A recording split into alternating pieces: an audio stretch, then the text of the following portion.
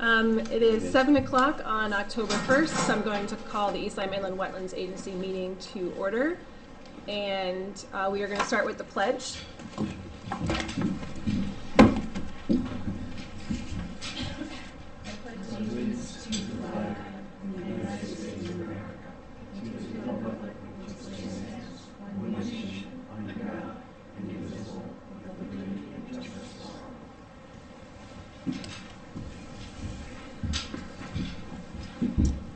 All right, I'm going to go around the room. We have Phyllis Berger, Ryan Williams, Doreen Ryan. I'm Kristen Chantrell, Don Bimister. We're going to have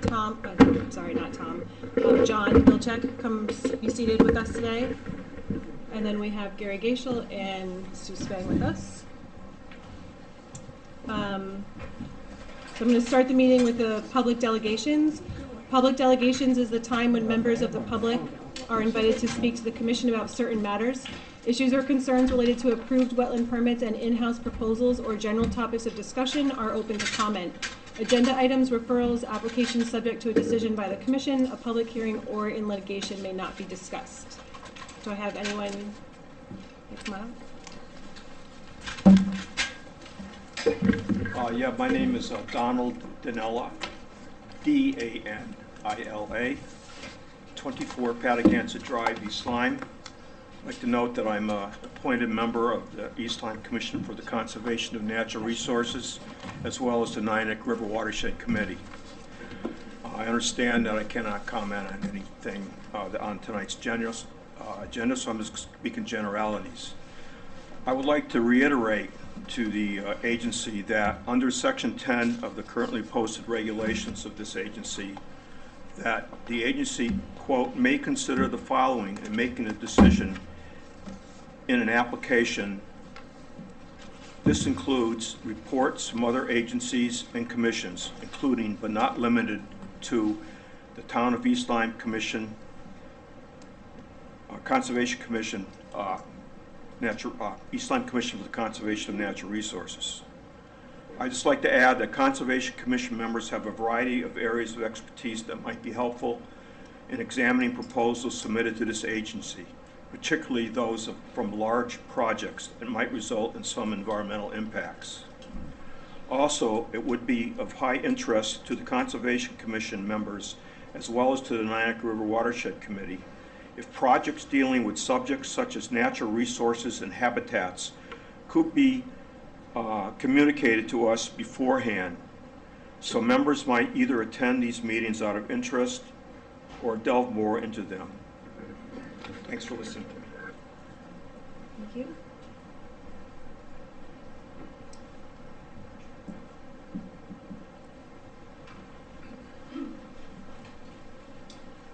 Kristen Lambert, K-R-I-S-T-I-N, 10 Cove Hill Road, Niantic. I am the president of the Oswegatchie Hills Nature Preserve, Friends of the Oswegatchie Hills Nature Preserve. I want to go on record with our concern about the clearing activity that is happening on the landmark property in Oswegatchie Hills, and that's going on currently. I want to remind the Inland Wetlands Agency that it passed a motion on September 11th, 2017 concerning the proposed activity, a tree farm. And I wanted to ask if the IWA is aware of the activity that is currently going on. There has been considerable clearing. If you go on any Google Maps and look down because of the all the spies in the skies, you can see what has happened and you can get progressive pictures of the clearing that is done. We are not certain that Landmark has complied with the conditions that were imposed through that conditions of that motion, and we are curious as to whether the required inspections have taken place, if so, when they took place. So I just wanted the Commission to be aware of this. It is of great concern. I get questions all the time, as do the people in Save the Rivers, Save the Hills. They're in Waterford and they can hear and see what is going on over there. So I want the agency to be aware of that. Thank you. Yes, thank you for letting us know. Gary, are you aware of that? Yeah, that's fine. I am aware of it there. Just right there. She did contact me permit with the condition that we contact the agent 2 days prior to beginning. I have the correspondence from Mrs. Lambert. He did an email to me September 18th, as well as CC to First Selectman and Cunningham. So the first question is the 15th, talks about the first condition, I guess, 15 to 20 days prior to the start of the work. Owner applicant must review the plan changes with the wetland agent during the extent of repair work to be undertaken. I have to take a look at the repair work and reference to some of the stream crossings that were there. I did walk the site with Mr. Russo earlier this year, in the middle of August, and during that inspection, I didn't see any issues with the road and sedimentation. There's a significant area that is cleared. I think the Google aerial is accurately represents the cleared area. That being said, I do think it was being well managed at that point in time. Since then, there's been additional clearing that's gone on. I have requested the site inspection of Mr. Russo at the time that I asked for that. Fine. I said, look, that's fine. I will reach out again to coordinate a time to revisit this. He's reiterated to me that he's conducting a farming operation. So not to be misconstrued for forestry or silviculture. So this is his intent to clear it and plant crop. So I'll have to go back and give an accurate answer to number 1 in that email. In regard to the notifying me prior to the start of work, I had to go back and see what I've noticed as to what that date that was, but I will say I was notified. And then upon the completion of all regulated activities, there were any regulated activities with this operation, as they're exempt under the farming exemption.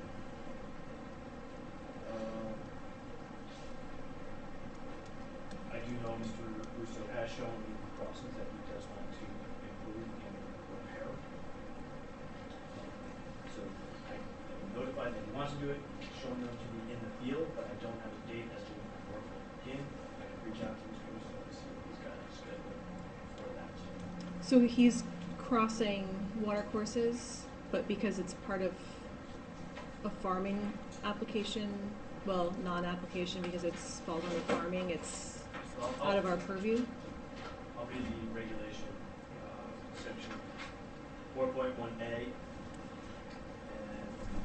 about midway through the paragraph, it talks about grazing, farming, nurseries, harvesting of crops, and farm ponds are all exempt.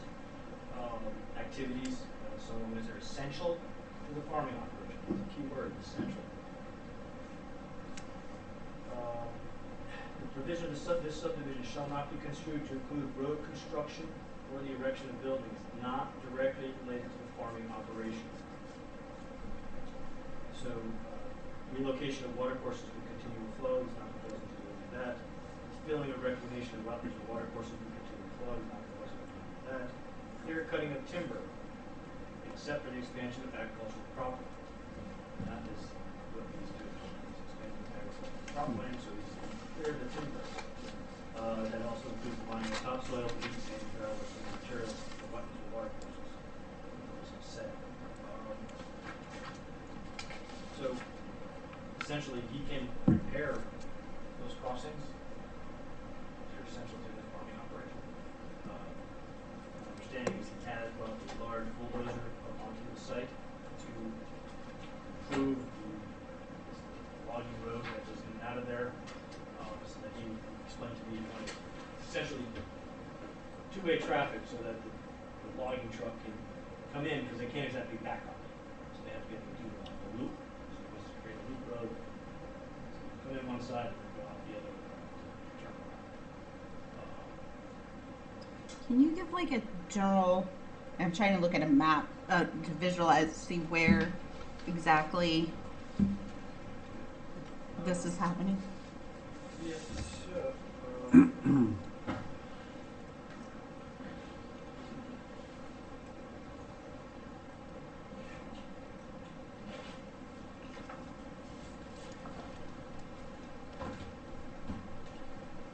And he's logging and farming? He's clearing to plant a crop. Is it Christmas trees? Pine trees, yes. I Pine believe that trees? they would be. Yeah, I was gonna pull up this application. I have its PDF, the plans that were submitted with it. And it was several years ago that we rendered that decision. I have some recent photos if you, they're on my phone, but if you'd like to see where the activity is taking place, I can show them to you. Salon. Is that okay, Gary? If she shows the pictures, of Mhm. those. She wants to share them with the commission. I'll have to walk forward, 'cause they're on my Yeah, phone. sure. Yep. Oh, they're on your phone? Can you? Well, I can Is forward that them, just the Google map? forward them, yeah, I'll pull it up. You know. okay, that will just do a quick show here. So this is a sequence. This is when we talked with Gary a while ago, and that was starting, but now he's spreading more. And Gary, I think I have the overlays too. So, here's his. But it's been getting more and more, and we are concerned that the wetlands he's crossing to create whatever road may not be appropriately protected. Mhm. Thank you. Yeah, as far as the process goes, how do you, Gary, determine if the water course is essential, the crossing is essential to the operation? Does he discuss what his plans are as far as the crossings and? I can't recall exactly how this agency made that determination, but I would think if I need to get from point A to point B, and this is the only way I can go. Yeah, right, but I'm just, We had a similar situation with, up on Grassy Hill and a farm there. Pine trees. And a pond where the tractor was going over the dam portion of that pond. And because the property line was across the dam, they lost access, so the advice was to go through the wetlands with the tractor. Interesting, And is right. that becomes too wet for them. I said, it's too big gauges. mhm. I have my own thoughts, but I don't know how applicable they are here. Very bad. But I'm just curious. they changed it. So he made the determination to go through it? Not, is there a feasible alternative for somebody to look at it, the town to look at it? I'm sorry, A feasible alternative? to crossing Yeah, stream? to do whatever he has to do. There could be. But again, as a farming operation, they are exempt if they make those determinations. The commission looked at the application and said this is what this access was going to be, and that activity was exempt. We ruled, it got published, we can't appeal it. It hasn't, can't get overturned. So how many years ago was that? Because isn't the application only good for 4 or 5 years? As a Oh, the permit? Sorry.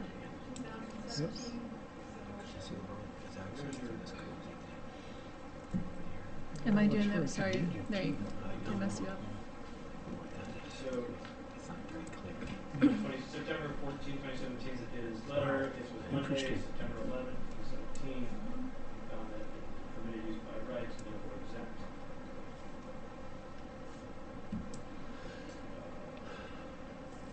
Zoning permit. And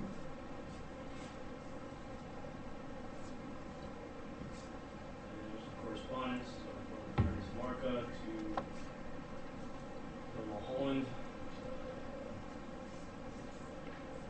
Talks about the application, accompanying letter states that Landmark will conduct tree farming, nursery farm operations, but exactly what its proposed uses entails is not made clear. Forestry is a permitted use in the Garden of King zone. They didn't say, questioning the use.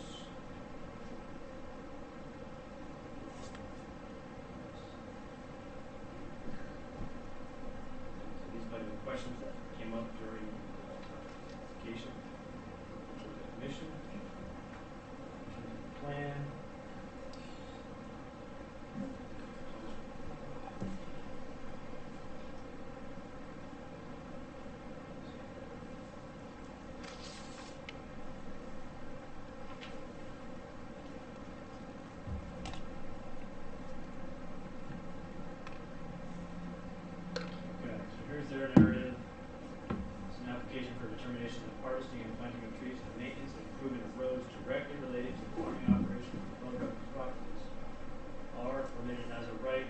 non-regular activities pursuant to the Connecticut General Statutes and Section 4.1A of the statute. So as far as the plan, I can't really rotate this.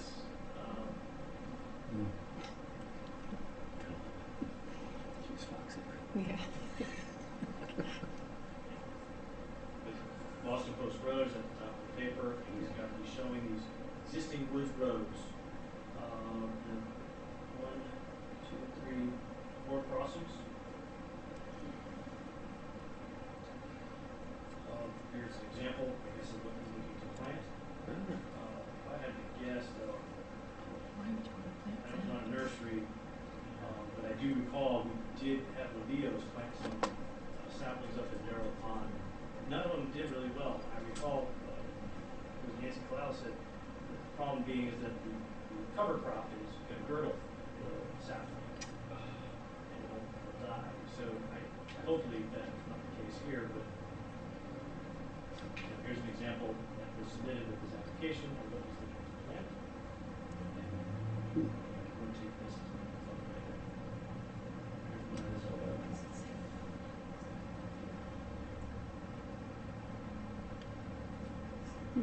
So did you say that he's also taking soil off?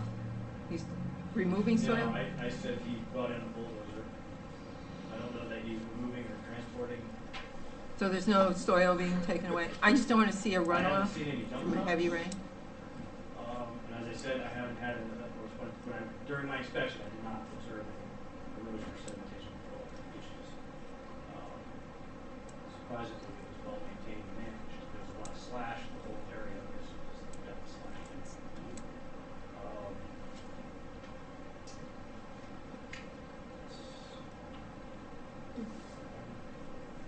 There was another plan. This is a survey. And again,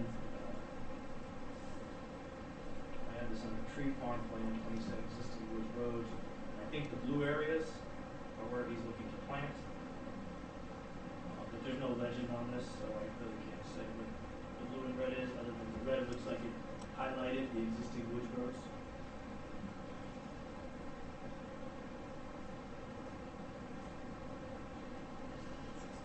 And then there's a subsequent one again, orange here, red is highlighting the existing wood roads. It looks like the blue is just circling the wetland areas in particular. But then there's areas of wetlands that aren't even circular, highlighted to the top of the map here. Areas in here, so I don't know exactly again what this means. This was stuff that I had in our files, they're paper copies. We scanned them, no reference to them. So I go back to the application itself that was submitted. So that's really all the information we have regarding it. These are the photos from Google Earth you just saw.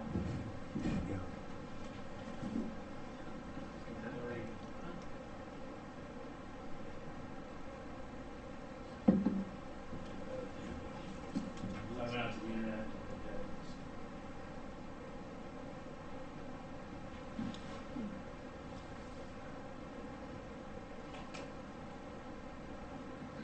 So I think in terms of exemption,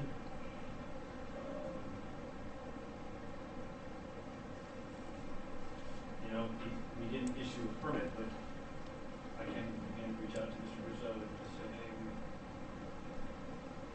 like to just assure you're compliant with your ruling. Mm-hmm. So basically what the ruling is saying that because he owns land, he could clear it as long as it's for agricultural purposes? Correct. The activities that are essential to the farming operation as listed in section 4.1.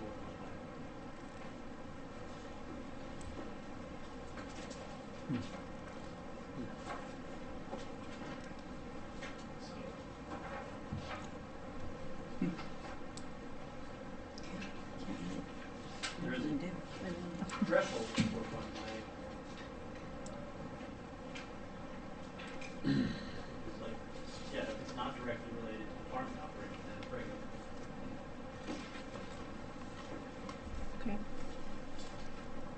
But there's no limit to how much clearing can be done for the agricultural purposes, like he clear the whole entire property if he's gonna plant. 100 acre cornfields, plus 200 acre farms. Lebanon has got good trees.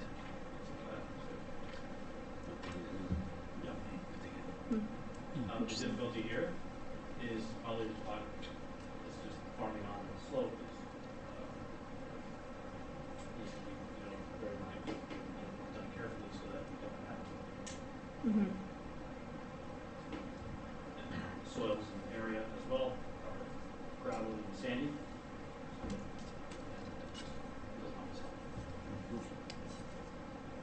Yeah, that's. Water moves back real quickly. Mhm. It's a good thing if it can get into the ground, but on the steep slopes, which are all less in the ground, it's typically wet. And it's a hard coastline there, so that's really it's a ridge line from that side. It's a little fun.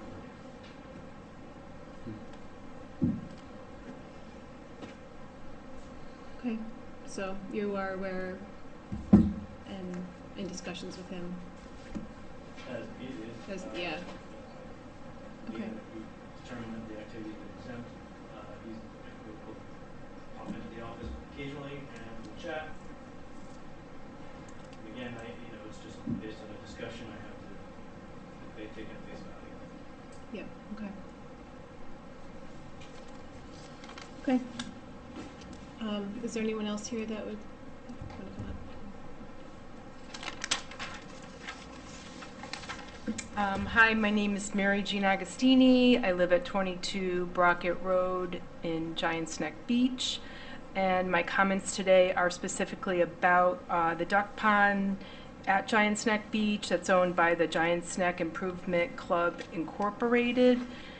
Our community is working on a humane geese management program, and we've heard from many experts that habitat modification, vegetation buffers, limiting phosphorus fertilizer and irrigation systems, as well as planting geese-resistant grasses are the most critical component to successfully managing our geese population humanely. There are missing and incomplete vegetation buffers around our pond. There are areas that are completely void of any buffers, as well as areas without the 10-foot minimum buffer, and I believe the pond is a regulated area. I've witnessed residents using their lawnmowers or weed whackers to cut into this regulated area as I live directly across from the pond. Owners have also encroached on that property and extended their property to make their lawns look like Augusta National. I say these comments just for future applications. I know there's some soil erosion ideas to try to protect the pond, but I just wanted you to be aware that there are missing buffers and encroachments on the regulated areas that you should be aware of. Thank you. Yes, thank you for letting us know. Gary, is this something you could check out and? I'm familiar with the situation. And Okay. kind of the area as far as concerns, but as far as what the association is going to do with any of those areas, Who owns the area around the pond? Is it each individual homeowner or is it the association? It's the Giant's Neck association. Incorporation Improvement Club. So it's different than the association. It's a separate incorporation that owns the beaches, they own the pond, and the area around the pond.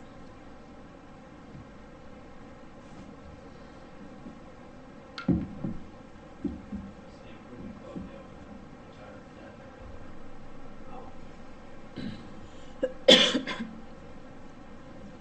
So that is not title though, is it? Title as far It might as be. No, salt water coming in? Yeah. No, it's all fresh. there's an outlet pipe here. There you go. There doesn't seem to be any flow back into it. Is that the one that was blocked, Gary?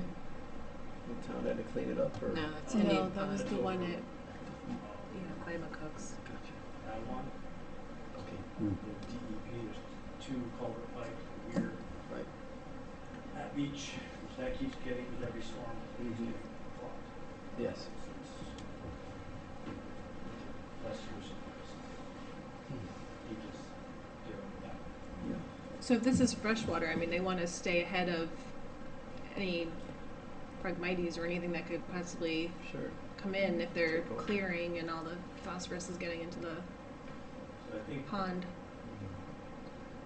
so these areas here, these pond areas, along the pond, then we have the road shoulder that experiences a lot of full snow.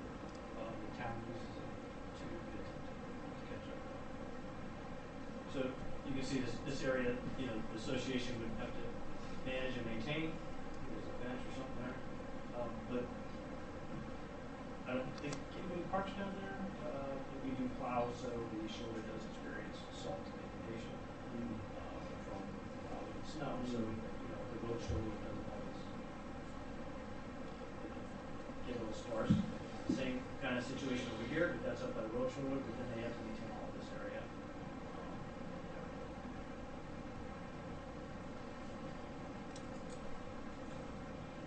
Talk about it's on a different location on the pond, just Oh, okay. it's up in this area. Okay. Is that, are we adding that to the agenda? Is there something being No, added? we're gonna get that at public delegations. We're getting that over here. Yes, okay, It's so in there's, new business. oh, the got one it, that I he's see, talking okay. Okay. All right, anybody else? Okay. So then we'll move forward to our public hearing.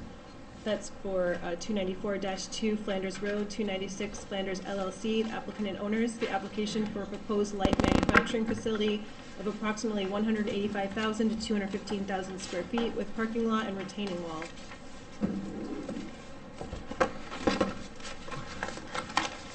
Good evening, everybody. For the record, my name is Matthew Bruton. I'm a professional engineer with BL Companies. Our headquarters is at 355 Research Parkway in Meriden, Connecticut. Good to see you all again. Just a quick reminder, I guess the last time we were here, we were just in receipt of staff comments, including Mr. Gershel, Mr. Town Engineer, and Planning and Zoning from Mr. Mulholland. Those were fresh the night that we were here. We obviously were able to discuss the project. We've since been able to respond to staff comments, I believe to the satisfaction of your town engineer and Mr. Gershel, but he can clarify otherwise if something outstanding. And hoping to answer any further follow-up questions that you guys may have and hopefully seek your approval here tonight. I did have a question. So, Maybe I misunderstood or misheard, but I thought that the eastern portion of the property, there was not going to be any infiltration because it was over the aquifer. But then reading this, it says that the roof water can be infiltrated. Yeah, And so is it going to be infiltrated or no? yeah, so this, if you can see here, this line here is the aquifer protection line. And so it is this half of the property. But the ability to infiltrate roof water is allowed because it's not picking up the dirtiness of a parking lot, right? It's not picking up salt, sand, any trash, things like that nature. So roof water under the Connecticut Stormwater Manual regulations or handbook is allowed to be infiltrated in sensitive areas like aquifers because it's clean water. And so you are infiltrating it? Yes, and then And obviously so how is- and then how are infiltrating you on this side as well. Like, are you directing it somewhere? Because you don't want to go from the roof through the parking lot, right? So I'm just confused where the water's going from the roof.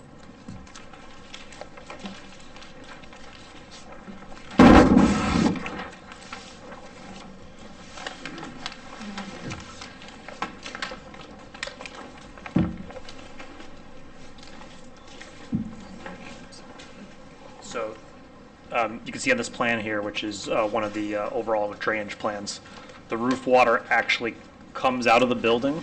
It's captured internally, the roof drain. It's piped out to this side of the building, but it actually loops back around and comes to the retention basins on this side. So it's being infiltrated, it's exiting this side where you're in the aquifer protection, but it's actually infiltrating as part of the system over Okay, here so outside. it's not infiltrating above Right. the aquifer. Right, it's Okay. coming out this way and passing through, but this is solid piping. Yeah. It's infiltrating actually Okay, within so the that's aquifer what I thought part. you said, Yeah. and that's why I was confused. Yeah. Because I understand it can be infiltrated, but It is, but it's in the spot where. I see. Yeah. Okay. Yeah. Okay, got it. So it's above the aquifer and it's being infiltrated, not necessarily above the aquifer, but in a different Yes. location. Got it. Yeah. Okay. Okay. Thank you for clarifying that. You're welcome. And then the other thing I noticed was that the design for the roof water is for a 10-year event? Yeah, that's pretty standard practice for, honestly, not just for roof water, just all piping. So that's DOT. for the piping. The basins are for, I thought I saw 25 or 50, 100. The ponds are actually, these underground and above ground are for 100-year. Okay. Yeah. Okay, so the roof water is going to go into that central location into the piping, and that's all designed for 10-year. Yeah. Okay, and Yeah. so obviously we get lots of storms that are over 10 years. So what happens to the water then? Yeah, it's limited by the size of the pipe, obviously, because obviously, I'll compare it to traffic, right? You don't design a highway for Thanksgiving traffic, Yeah, right? Doesn't make any right. sense. Most of the time, doesn't need to be. It's waste of materials on other things. This will be the same for the water, right? High intensity storm. That's when you get puddles and ponding. Right. And then obviously, as the capacity of the pipe is present, it will be able to convey and place it to the overall detention and infiltration features that are on the property. Okay, so it'll sit on the roof? It would sit for a period, yeah. Okay, it's Yeah. not going to go over. No, that's not the Okay. intention. no. Okay, okay. Yeah. But if it did go over, it would be captured Again, it in would the be parking lot, and then it would not infiltrate. correct. If even it were to occur, it would cascade into the parking lot, then be captured by the catch basins, Yep. Okay. directed to the pipes of the system. So it wouldn't be able to short circuit the treatment system that we're proposed there. So to be clear, it's all the stormwater is being infiltrated through the basins outside of the aquifer protection area. Yes, yep, got it.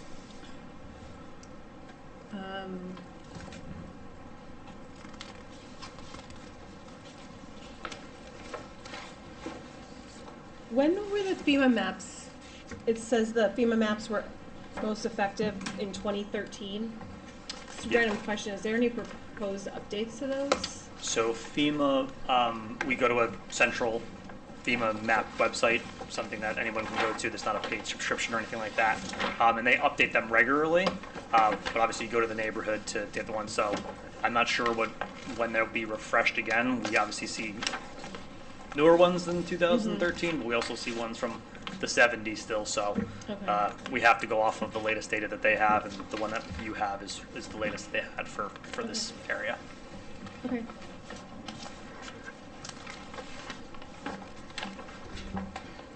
I know we had a resident mention that possibly installing biofilters in the catch basins. Yeah, so what we've installed as part of the review with the town engineers, we have 4-foot sumps and hoods in the catch basins, which obviously, allow a lot of the sediment and trash collection at the first point of stormwater entering the system. And then at their suggestion as well, hydrodynamic separators prior to the discharge out to the pond. So those are kind of this advanced kind of swirl chamber that, again, after it's passed through a lot of these systems prior to discharge, it again is collecting, and that does removes 80% of total suspended solids. So that's that oil, grit, trash, sand, all that stuff as well. So we kind of have belt and suspenders here in terms of water being conveyed left to right before it even gets to these ponds. Obviously, the ponds do a lot of that settlement as well for anything that comes through the system, and all of it is part of our maintenance plan to make sure that stuff is removed periodically from the system so it doesn't just circulate and kind of wash through. Yeah, I did see your maintenance plan. I thought it was very thorough. Is that something that stays on site? you don't leave anything at the town hall as far as maintenance, like if someone were to verify if Well, the maintenance. we do, so Gary knows what the obligation is, but we also provide it to the owner and then the eventual business to be able to be verified back and forth so that they know what they need to do and Gary can hold them to that if something were to go awry. Okay, okay, Because you're, that's by approving an application. right, which includes the maintenance plans that were provided, right? Right. Yeah, okay. I did have on the, I guess in terms of the files filter, what was the rationale? Is that something that could be incorporated as well as another measure of future training? So, Going to clog. I'm just thinking of our hole in the wall beach.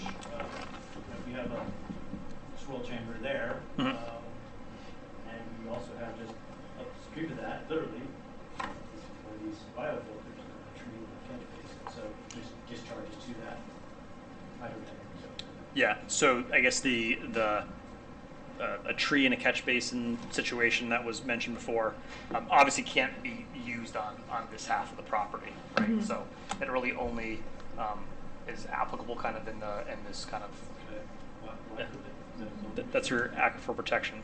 So you can't put. You can't infiltrate. Your aquifer protection doesn't allow infiltration. Yeah, so that's the main source of the cleaning in that. So it really eliminates a lot of the areas that really kind of make sense from a site planning standpoint. We typically would put them within landscaped islands, within commercial parking lots, and that this would be the ideal spot for that. But just because that's where the aquifer protection is, it kind of precludes the majority of the parking lot from that. But I'd say, with that said, the devices that we do show get that goal of what we want, that 80% reduction. We're managing peak flows. We're continuing to discharge in the same direction that the site does now. And we, I guess if you, I know, I think at the last meeting, Greg McIntyre brought up, moving, trying to shift the building, there's some logistical issues with that. But I'm wondering if you were able to shift this building and flip-flop maybe the areas of impervious surfaces, could you, I mean, I wouldn't know that I would just do that just to get a true filter, but, Yeah, yeah. but you got to think too, we're also getting infiltration in the tree boxes are small contained systems, right? They're maybe 5 by 5, 10 by 10, depending on the size. We're getting the infiltration in a lot of places in a bigger quantity, especially adjacent to the wetland. my other comment was that because the commission can consider, I guess, activities made inevitable by the proposed activity. So there's the space to the east, which I guess is lawn area just behind the true value. I would anticipate that potentially something could go there, other than just lawn area. So thinking that's going to create additional impervious area. Has that been accounted for or accommodated in this plan as far as maximum? I think my understanding is that your clients wanted to maximize this impervious area so that the basins, everything was designed, and you could demonstrate that, by maximum the coverage, right? They can accommodate for the stormwater because they didn't know, or they don't know, who the use for the tenant is. So this way, I think, in which I totally can appreciate. I think in terms of a marketing standpoint, that is advantageous, right? So, your attempt to do that, is that accounted for? Yeah, so we have in our stormwater calculations not accounted for any other development in this area. The goal of the alignment of this long driveway, the combined driveway with True Value and the entrance here, was to be able to get a sufficient potential queue from both businesses that would allow them to not interfere negatively with each other. So that's kind of why this is kind of a little awkward. I mean, maybe it seems a little awkward in terms of a long driveway, but the busyness of here and a potential busy user on here as well, we didn't want them to interfere with each other and have negative effects on each other's business. So I'd say if there were something to be added here, they are relatively small areas. We'd obviously have to come back if there was a different change to that area than what I'm showing you tonight. Yeah, and to Gary's point, because I really kind of want to potentially condition that the parking lot be reevaluated based on the, whoever is going to be occupying the space. Yeah. If we're only going to have, a small manufacturing where there's 20 employees, we obviously don't need so much parking space. So understanding that you are marketing this to be this way, but in the end, if it turns out to be like you do not need all this parking, obviously we would want to minimize that. So how do we go about? I would say that the business itself will do that, and they're not gonna spend money on asphalt they don't need. Look at Walmart. So I would say that being a part of applications in East Lyme and elsewhere in Connecticut, we frequently see this permitting path where it's kind of a build it and they will come situation. And I'd say probably 80% of the time we're back in front of this board, planning board, when an actual business is solid and committed to the project and they need to tweak it for their own specific operations. So that gives you another chance, if there is a change, to evaluate some of those things. Because I agree, if something comes in here that needs the building square footage but not that, it's a significant savings to them. Also a significant benefit to the wetlands and you guys by able to reduce impervious area and particulates and things like that. So it's a kind of a win-win. But at the moment, obviously, we don't have that tenant in mind and want to have that flexibility to get the best and highest use for employment base and a new business in town. Yeah, and I did see in your spill prevention response and cleanup procedures, the hazardous material storage. I'm just curious, is there any limitations as far as what kind of hazmats can be used above an aquifer, or the quantity? I think that comes really, and Gary could maybe help me out. I think a lot of that has to do with building code, of Like a zoning type zoning building code of thing? what can actually be stored within a building. Okay. I know in particular, like uses like gas stations and car washes and laundromats are just straight up not allowed because of the sensitivity of the things that they need as part of their business. Obviously, being a little known, there would be some restrictions, and it'll come in, I think, building zoning form as well. Obviously, nothing would be stored outside and other items like that. The zoning commission is going to look for Okay. any room that's used is completely sealed, that if there were a spill, that it's not going to go down a drain. And that's under the APA regulations. That covers it. And again, there are expressly prohibited uses. Yeah, okay.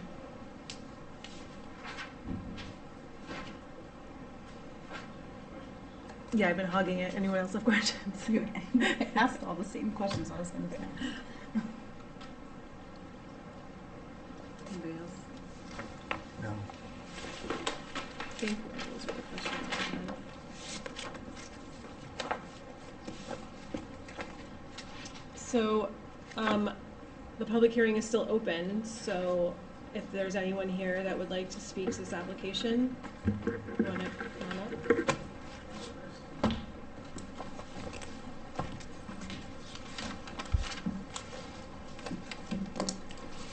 Hi, I'm Mike McCormick. I live at 10 Brookfield Drive. I see that we're here for a light manufacturing facility, and it doesn't sound like we know any kind of specifics as to what will be manufactured here. And as somebody involved in manufacturing, that would be of great concern that close to the town aquifer. You brought up, car wash being an example of something that wouldn't be allowed, and the types of things we'd have to do to mitigate any potential hazards from a light manufacturing facility this close to the aquifer. What kind of things are we planning on manufacturing here? Do we have any? Is there any ideas? So this is still because it hasn't been developed yet, we're still waiting to see who would buy it and who would put a potential plan forward. Right, Okay. right. So, I mean, this close to the aquifer, it kind of limits the types of things that could go on there, I imagine, significantly. So I don't know what defines light versus heavy manufacturing and where that, you know, where the line is with that. So You want to respond to that? Yes, please. So in terms of light manufacturing, that's a zoning matter. The zoning commission renders that determination as to what constitutes light or heavy. Okay. And the wetland agency does not have jurisdiction necessarily. But I can tell you from the zoning regulations what the light manufacturing zone describes. Is it defined by like emissions or something like that? Are we talking about like, would there be gaseous emissions this close to the wetlands or? So the general description and purpose of the light industrial district is a district that's suitable for heavy commercial and light manufacturing, oriented essentially to major transportation facilities. The purpose of this district is to provide areas for industrial and commercial uses in an open setting that will not have objectionable influences on adjacent residential commercial districts.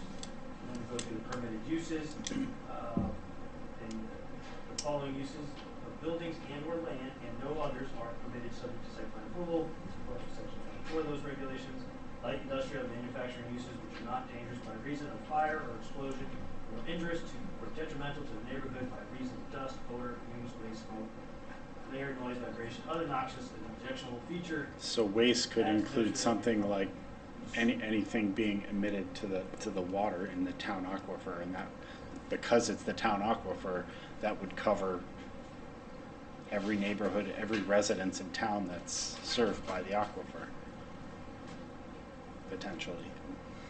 Well, in terms of the aquifer protection area, the zoning commission has jurisdiction over that. Yep. And we have specific regs as to the uses that are permissible, which also include, you know, certain industrial uses that we can conduct. So while I'm not the zoning official, Mr. Mulholland, Bill Mulholland is, I would encourage you to have a discussion with him as to the use. And I think as it relates to the wetland agency, this agency just doesn't have jurisdiction over that. Right. We don't regulate the groundwater. We have the ability to regulate the inland wetlands and water courses, which are defined as poorly drained and very poorly drained. The soils itself. Soils. Yep. And then obviously water courses, again, both intermittent and continuous. And that there has a definition as well. And that looking at the definition, drainage ditches are somewhat different than an actual water course. But that doesn't mean that, again, we also consider man-made as well as naturally occurring and regulate those as well. So as it relates to the aquifer here, I think those are great questions, but would probably best be suited to be directed for the zoning commission. Yep. When this application gets to that point, if it gets to that point. As it pertains to the wetland agency, we're regulating activities as proposed for the construction of this facility, regardless of its use. Gotcha. If they were conducting the use outside or the building, then maybe we might have control, say over how that use is conducted outside. In this case, we're just looking at the parking of vehicles, 37 loading docks, parking spaces, plus car. Right. So a large parking lot within close proximity to the wetlands, and that's what we're here to. Gotcha. Okay. That being said, I would note, you know, just a short while ago, we had a 100-foot up the review area, in which only a portion of this project. Yep.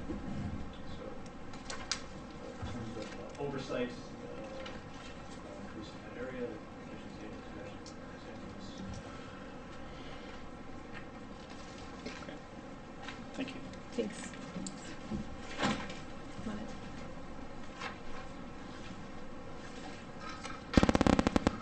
Donald Danella, D-A-N-I-L-A.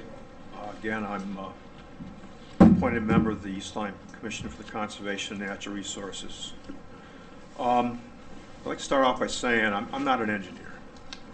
I'm not an expert in development. I think we have to rely on our town staff for that, and I've reviewed some of the materials on this, and I'm very appreciative of all their hard work, and looks very good to me. I do have a few comments after going through some of the posted materials here and there. Some of the things I'll say may not be directly under your purview, but they're certainly peripheral to a decision you'll make tonight. Under the stormwater management report, section 1.1 natural resources, there's a section called endangered and threatened species. It's a state, and I'll quote, "A review of the criteria for concern indicates that there are no species of environmental concern on site, with the exception of areas immediately adjacent to the Patagonia River." I found that kind of puzzling, that you can state that there are no species of concern and then say, well, except for right here by the river. My question is, though I realize that looking at the state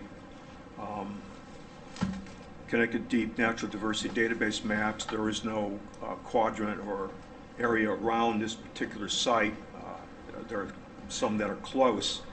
I wondered why there was no request for a determination from deep on development here. Even an area that was used as a driving range for years, it's open grassland that has ecological value for a lot of species. And I think there should have been a little bit more done with the endangered and threatened species. Further down, section 1.2, receiving surface waters. The second sentence says the project site is not located within a public water supply watershed. But the very next paragraph says a review of the Connecticut Deep Aquifer Protection Map for East Lyme reveals that the project is partially located within an aquifer protection area for Gorton's Pond. Well, that again seems to be kind of struck me as odd that they said it's not in the public water area, but yet a sentence later it is. I'm not so sure what we should make of that.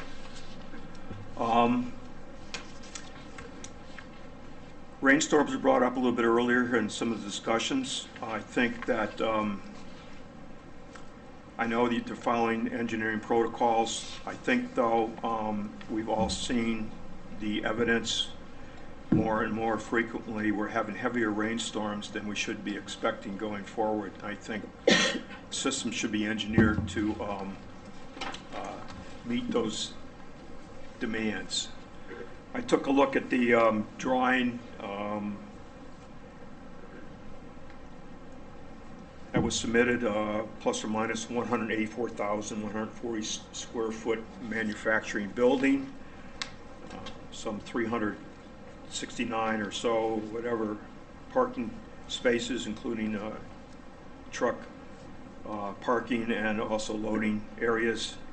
I sort of did based on the size of the building on the drawing, I sort of calculated a little bit. I probably could have looked a little longer and see if it was the parking area had been calculated, but I came up with something around for parking of something like 287,000 square feet, which gives a total non-permeable surface, if this is built as submitted, somewhere around 471,000 square feet.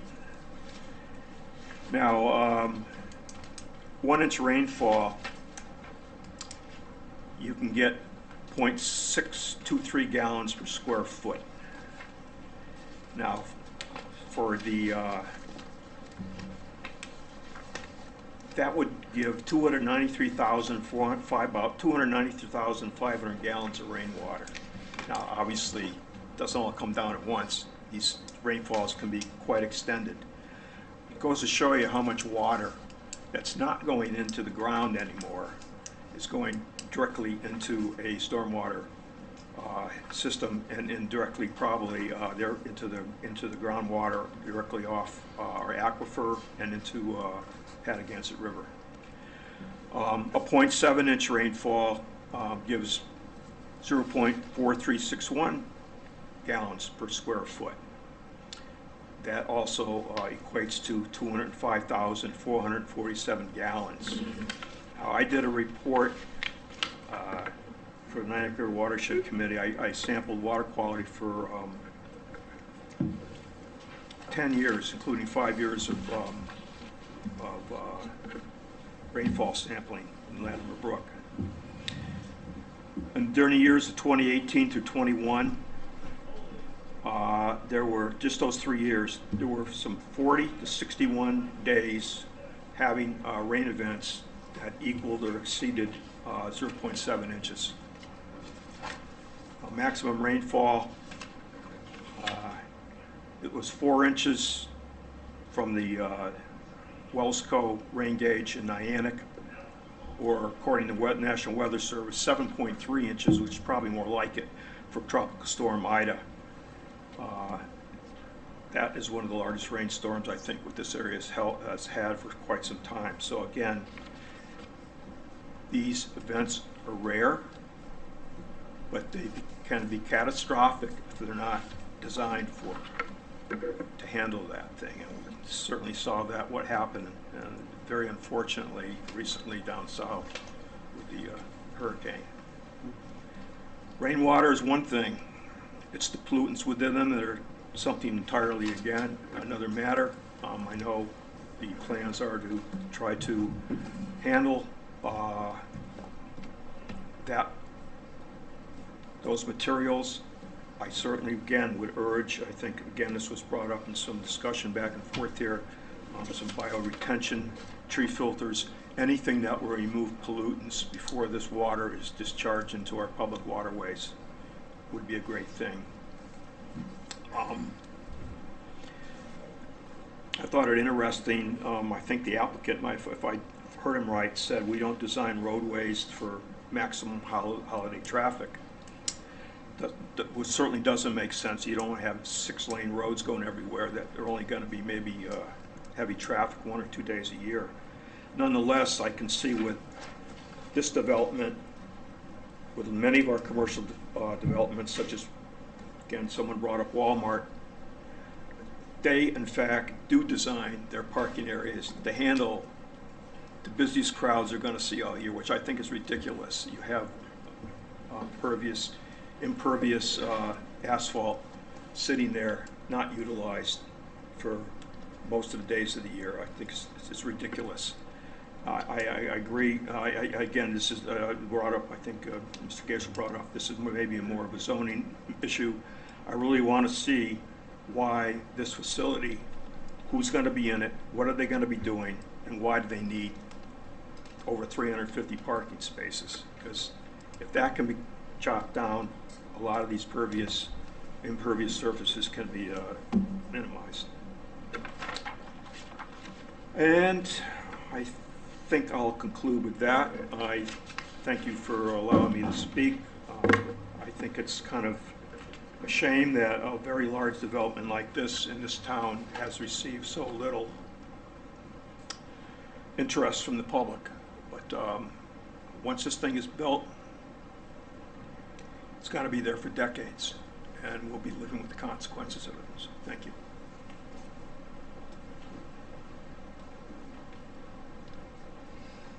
Yeah, do you want to? Matt Bruton again for the record. Just I guess a couple of points. Obviously, in terms of wildlife, we go to the Natural Diversity Database. It's a state entity that provides us with records on if there's anything endangered or rare in the area that needs further investigation. They obviously did come to that conclusion in this area. That's why that was included as part of the report. Obviously, that was part of other developments that we've worked on, like Costco across the street as well. In terms of stormwater, I was actually in Asheville this weekend, which was a fun time. Happy to be back at work in Connecticut. So it was fun to witness some of that as a drainage engineer. So definitely understand, obviously, the impact of these bigger storms. I'll just reiterate, we designed not only the catchment and treatment systems for a 2-year storm, which is around, 1.5 inches, which is the more frequent storm around here, to 100. And 100 around here is around 8 inches. of rain in a 24-hour period. So we do accommodate for those larger storms. Obviously, hurricanes aside, no one would ever expect that. And obviously the treatment as well is being planned for the size of the storms, the size of the parking lot. The parking lot here shown is based on zoning, the size of this building and the potential use. The 369 spaces is exactly what your zoning regulations ask for the size building. But again, hopefully we're able to secure a tenant and maybe reduce either the building size or the parking lot, depend on the interest we receive in the property. So, and just reiterate, obviously the town engineer has reviewed all the drainage, landscaping, and erosion associated with this, and has come to the conclusion that he's satisfied. So I'll leave it at that unless you guys have any more questions for me. I do have another question, actually. So again, above the aquifer, water typically right now is infiltrating through. So Correct. that is now going to be redirected. So as far as the recharge goes, how? Yeah, it's not happening in this area. It's happening obviously when it's cleaned and conveyed to this side of the property. Think of it this way. Sand and gravel is the same aquifer. The line on the map just identifies the area that is drawn down protected after the pumping of the well for 3 consecutive days in a drought condition. Okay. And then obviously areas that are Okay. to remain landscaping, right? We have some large areas, perimeters, that will obviously still take water directly from the sky, let that infiltrate through the soil. We're just really trying to collect, to convey, and treat stuff that's coming from the new impervious areas. So the area where the driveway is that comes in that makes like, Sure. yeah. So Gary, you had said something about that. Is that the same? I'm trying to think, like. It'd be a the shared, same it'd property, be a or shared is it driveway. that could be. You had said that there's the potential that could be developed as well. These Yeah. areas here, the green lawn areas. The green, yeah. Correct. That's some future time, maybe. I mean, it's You'd vacant have to space. see it. Yeah, Yeah, but that's developable. Like it's developable. developable. We're not showing any development there. Right. Yeah, That was. There's no delineated wetlands on it. It's outside. well over 300 feet. Oh, so we wouldn't see it. I think you potentially would see it as part of the modification to the If stormwater it management was- system, because it okay. does Yeah. eventually Got it. discharge down to here, which is of your concern. Okay. And looking at roughly the size of this area, you're looking at least 100, maybe 20, 150 foot long building. And if you had to accommodate for the detention on that site, so then your building is much smaller, it would be financially viable to do. So by tying it into the existing system, you get a bigger building. Plus, also you got to think your zoning regulations require buildings up on the road, right, which would make sense for something here, but not something here, right? So there's a lot of push and pull from various agencies. So at the moment, I'm not asking for anything there No, as a I was landscaped just area. curious, looking, ahead. Yeah. That's good. I would just keep in the fact that you could anticipate future application. It's not out of the realm of possibilities. Would it be great if they could work with True Value, because even True Value has additional parking that's not utilized. Yeah. Right. See, it's in the back here, so maybe there's a better development that could happen. If you had, Mm. the two could, play ball, I guess. Any other questions? No. Anybody have any last words before I close the public hearing? I would just encourage the commission to take a look at section 10 of your regulations, and that's all the criteria for making a decision. If you can consider.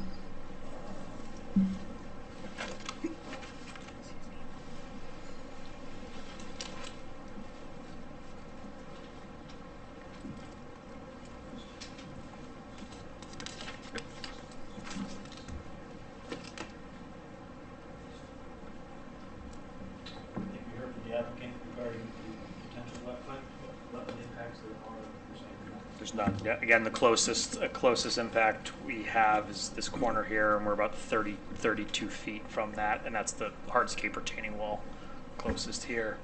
Obviously, we're clipping it as we get closer to the building. But yeah, no direct wetland impacts in terms of filling, just all within the upland review area.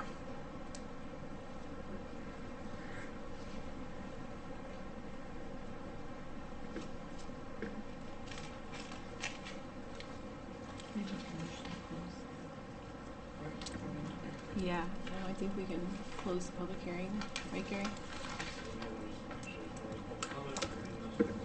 Well, you were going to comment on section 10. I don't think you finished doing that. Oh, the criteria for a decision? Yes. Yep, section 10.2, specific to carrying out the purposes of sections 22A-36 and 22A-35 statutes.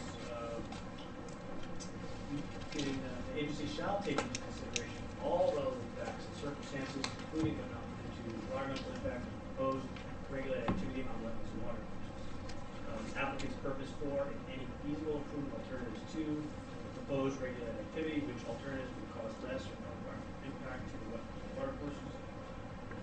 C, the relationship between the short and long-term impacts of the proposed regulated activity on wetlands and water courses and the maintenance and enhancement of long-term productivity of such wetlands and water courses. As well as D, the irreversible and irretrievable loss of wetland or water course resources which would be caused by the proposed regulated activity, which in this case there are none.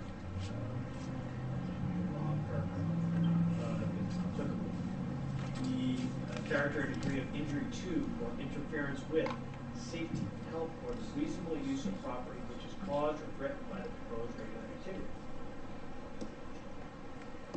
And impacts of the proposed regulated activity on wetlands and water courses outside the area for which the activity is proposed.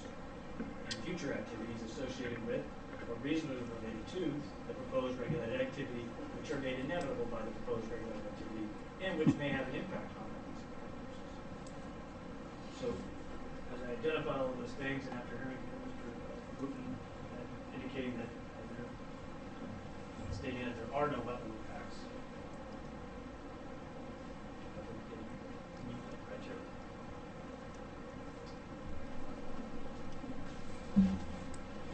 We also have a correspondence from our town engineer regarding the stormwater management plan and the design. She was satisfied with.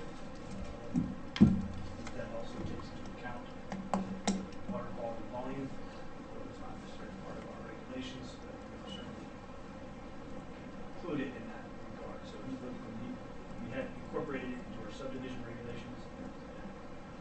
They addressed that, so I believe the town engineer has always applied that same standard. Applications. Again, we've indicated we comply with 2004 Connecticut stormwater manual as well as the new manual. Yes. Correct? Yep. Which is 3 or 24? I think it's 23.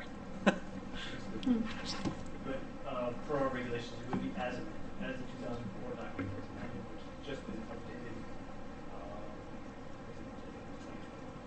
I think so. Yeah.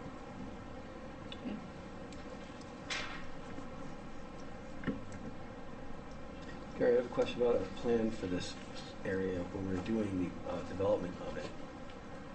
Isn't this contrary to what we were thinking insofar as what we wanted to do with the land at the time, with putting trucks on the industrial site? In terms of the use, Yes.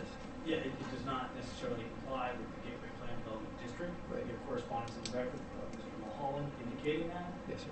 We also have additional correspondence from Mr. Mulholland indicating that the applicant is aware of that issue and plans to apply for a regulation change to address that for the proposed activity that they want to use, that they want to take. Understand. What's the weight of that, of our decision that we had a plan before and now this is? And as it, your, I guess the weight of your decision? Yeah. If we were to approve it? Yeah, well, if I'm to consider that and maybe fly in the face of it, I mean, Well, in some ways it does, but you don't have a choice, but you have to act on the application that's before you. understand, We don't regulate the use. okay. And knowing that the use, you have to comply with the underlying zoning district.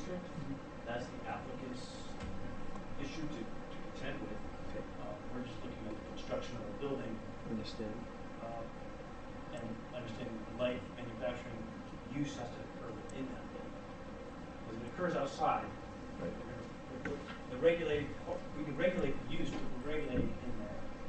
And to say whether the use is permissible or prohibited, that's for zoning. I understand. We can regulate the use. Does that make sense? You can't tell them they can't do it, but you can say we can require a permit to conduct that light industrial activity.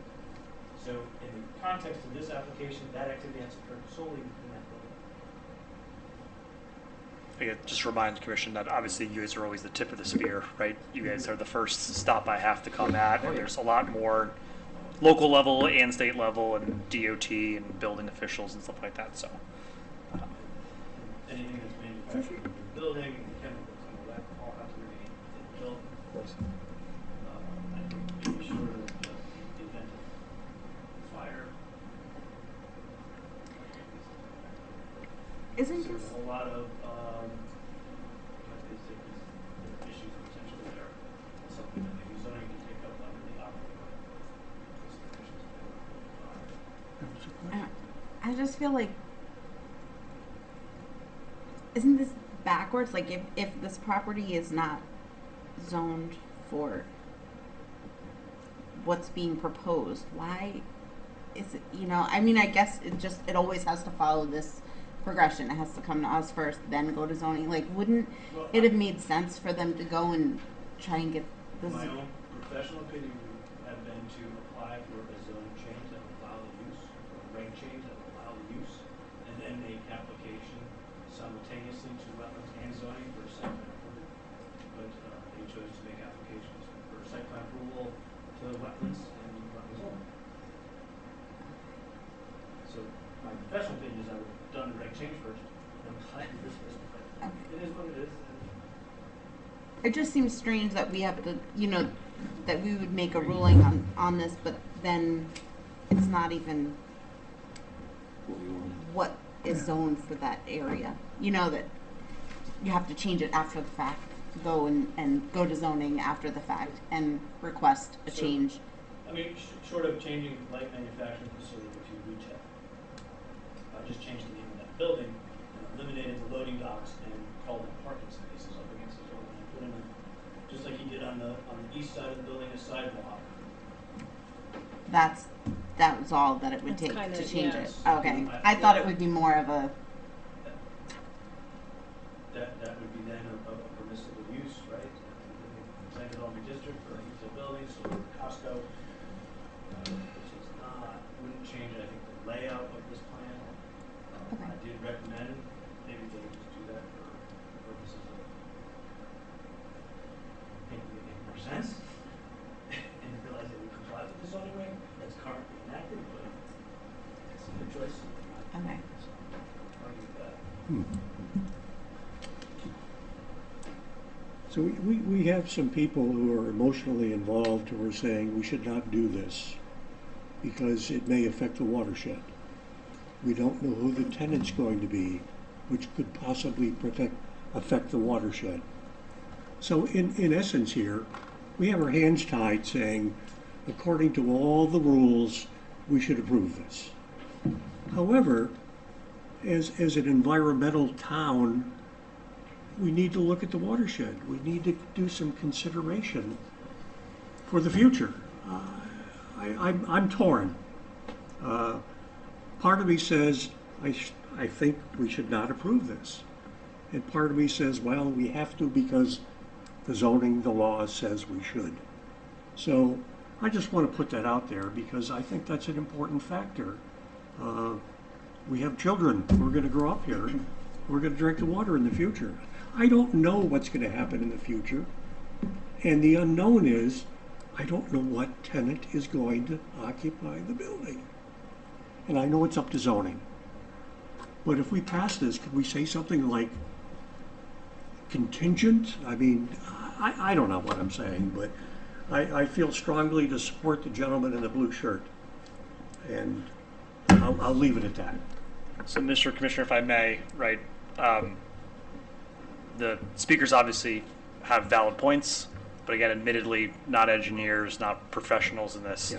Professional engineer reviewed by your town engineer as a professional independent person, right? So in terms of engineering standards for water quality and protection of the wetlands, that's really your purview here, right? It's Yeah. not something that, I'm not, as a resident of Connecticut, I have young children, I've seen devastation in Asheville from 2 days ago, right? Like, I understand the weight of what development can bring, positively or negatively, and the goal is us to follow the rules. I'm not just trying to make up things as we go along, neither is the owner developer, right? So I'm working within a box to provide that and get the independent reviews of your staff, including your town engineer, so.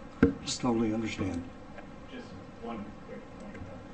I'm sure I'm not an engineer, but I'm a chemist by training, PhD chemist, so I do. Mr. McCormick, I guess your name on the record. Michael McCormick, 10 Brookfield Drive. I'm not just a citizen. I'm also a scientist. I'm a PhD chemist. I'm heavily involved in manufacturing and look at problems associated with it every day. So this is something I'm intimately familiar with, and it doesn't sound like we have all the details of what's going to be going on this facility that's very, very close to the town water supply. I personally have a well, so I really don't have to worry about it that much, but as I understand it, there's a lot of people around here who don't, so that's all I have to say. Yeah, and so I guess with all of this being said as well, so this location is always deemed, industrial. They're going to build retail there was one plan, and, they were going to put shops in along both sides. And so we have to look at the use of the property, understanding that we don't know. I think we're getting stuck on the manufacturing, and rightfully so, because that's where the main concern is as far as an environmental standpoint. I think in working with zoning, when this application comes to them, and that's where they're going to be able to identify what is actually going to be proposed, what's going to be allowed. I think it'd be important, because when whatever decision we make, we then let zoning know, well, here's what we think. And I think we should make sure they're well aware that we're very interested in what is going to be going into this location. Tonight, we have to deem there's going to be a wetland impact from a building and a parking lot. And that's what our decision is today. I think if there's going to be chemicals that are going to be used inside, zoning would then have discussions with us as far as, anything that would exist outside of the building, potentially, any kind of environmental impact that would exist. There would be further discussions on. And I would suggest too, just if it made the commission feel more comfortable, and Gary can maybe help with language, like a potential condition of restricting no outside storage of materials and chemicals and things like that, which I'm obviously saying on the record we're not going to do that. That's not shown or incorporated in the plan, but if that gave the commission comfort that it would be don't hide stuff encapsulated behind the building. into the building, it's not, that dumpster all of a sudden becomes a pallet of something, right? Can we write a letter from our commission to zoning? So on that, as you bring that up, if you take action on this, whether you approve or deny it, right? Let's say in the instance that you approve it, you issue a permit. If they then turn around and make application to zoning, let's pretend, hypothetically, the zone regulation change got approved, this goes forward. The zoning commission technically is going to refer the plan back to the inland wetland agency for review and a report.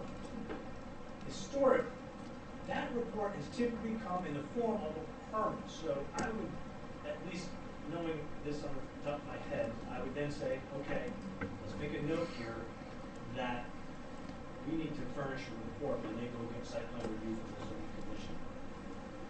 Yes, they have a permit, potentially, if it's within the 5-year window that permit's valid for, right? They can say, yep, we have a permit. That's not the report, necessarily.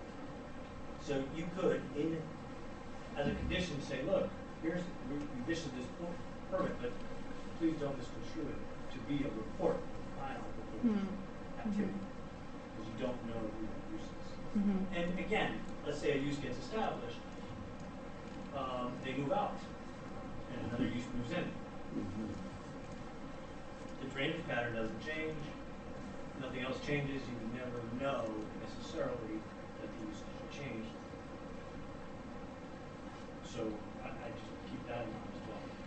While zoning may know that, hey, the tenant's different, and they're now manufacturing, you know, pens versus coffee cups.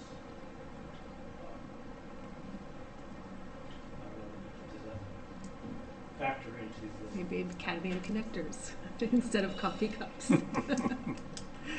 I like the idea of the contingency on that report, to say, if we do approve this, we need to be involved as zoning makes their approval or decision in the process. So, because otherwise, I just feel very strange about this. Yeah, I'm with you. It's hard to put, you know, you're kind of putting the cart before the horse. Yeah, And it's yeah. a little, it's hard to make Yeah. that determination. Yeah, yeah. And you've done a wonderful job. Yes. Don't misconstrue what I'm saying. Yeah, we're not concerned about the drainage. I understand. Listen, I work on a lot of projects, and the fear of the unknown is the overpowering fear I get when I can't say it's going to be Wayfair, it's going to be Amazon, it's going to be McDonald's. Like, that, I know it takes a lot of fear out of people's minds, we could but I pick can't. more money, but we can't make more land. I understand. So I think that that's a mechanism that's under the regulations that's available to the agency to let it be. So you're a little more secure that, hey, we'll still get another crack at the apple, if you will. And again, it's not a full crack, right? Right. It's Right. like, Mm-hmm. you know, you're just going to be saying, wetland agency, will say to zoning, please consider these concerns regarding. And you can do that now. You can put that into yours. You can furnish a full report if you want to do like extract all language. So now you know. I recommend we do that. Yeah. Like, I can work with Attorney Marca, who's going to buy him, because he's pretty, his thoughts are. Mm-hmm. That's, makes no sense. We still have a full. Right. Yeah. So with all that being said in discussion, do we have any last comments? No. No. Anything for me? I'm happy to sit down. If, No, I think we're good. Thank you. thank you. Appreciate it. Are you pulling something up, or are we good to close the public hearing? Gary? Just going to note again, the applicant not authorized in sewer allocation, they still have to make Right. application to the water supervision for that. I guess anyone's expected to discharge over 5,000 gallons. I think you had Alex's last comments in the packet regarding stormwater. About that, anything else?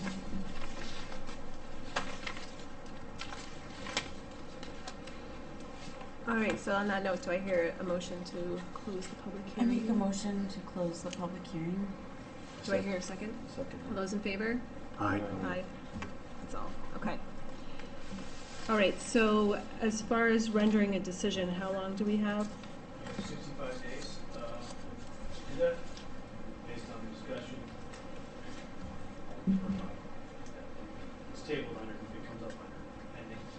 Okay, so you'll work on some verbiage and we'll discuss at the next meeting and make a vote potentially? Correct. Okay. And that meeting is November 5th, 4th? Is that election day? No, I don't think so. I think the 7th is. Okay, we're not conflicting with that. November But 5th is Monday the election 4th. day. It should be a Tuesday. Fifth is election. It is. Tuesday is election day. Oh. Oh, so our meeting is gonna be Monday, No, 4th. November 4th? Yeah, yeah. So make note, that's different than normal. Busy. For some reason. We already talked. I'm like, I think election day is the 5th. No, you're I'm responding. not sure why, but I have a note here. Suggests we should cancel. Oh, is it conflicting with something else? Conflict or something? Oh, boy. Oh, that list is gone again. There was a list of all the meetings Oh, that was Oh, on the yeah. board. That's The fine. 5th, The fifth. Tuesday the 5th. Fifth is the election day, but I have wetlands on Monday. Me too. Yeah, Oh, Right. so that's Yep. okay. so But I you can just- check in if maybe we there's, cancel the fifth and move it to the fourth. okay, okay. Maybe submitted the Monday. Fourth, yeah. That should be the regular schedule on the calendar. Okay. Let's continue on this. Mm-hmm. Fourth, yeah. Yes, yep, okay. Thank you, everybody, for your inputs and for Thank you coming. very much. Okay, so next is our acceptance of the minutes, the regular meeting minutes of September 3rd. I do have one change to that. In section C, I don't have it in front of me, it's on the first page, it's section C. There's a line, oh yeah, no, that's sorry, not the, no, the minutes. It says, as part of this application, it said there are no direct wetland impact. One corner of the property is 32 feet from the URA, and it's not the upland review area, it's from the wetlands. Yeah. So just delete URA and change that to wetland. There's a spot where Don's name is spelled wrong. I looked it over, I don't have it in front of me either. There was a spot where Don had spoke and his name was spelled wrong. We don't correct. I'll just note. Okay. I don't know if that matters, Correct. but. I think everything is corrected in the review segment. Okay, so with that being said, that was the only comment I had. Do I hear a motion to accept the minutes from September 3rd, 2024? Make a motion to accept the minutes with the corrections. I'll second. All those in favor? Aye. Next would be the ex officio report, to which Gary is going to provide a brief report on behalf of Anne. Yes, Ed indicated that the Board of Selectmen established a building committee for the building group and the athletic facility at the high school. So we'll start their work on that. As well as the Board of Selectmen approving a contract for the fire. Contract for what? The fireman. Oh, okay. So that's all she had to report. Otherwise, she's adjourned. Do you know Apologies, she could be here. She's what, they're replacing the roof at Lily Behan's? Is that what that's? yeah, there's a leak currently. That wasn't part of the renovation? No. I Sorry, think It that's why I was didn't asking. reach the I'm like, 20-year didn't we point, just which renovate is this? the state funding. It has to be over 20 years old. So Lily B. Haynes, the pool at the high school, and there was one other roof that was under consideration.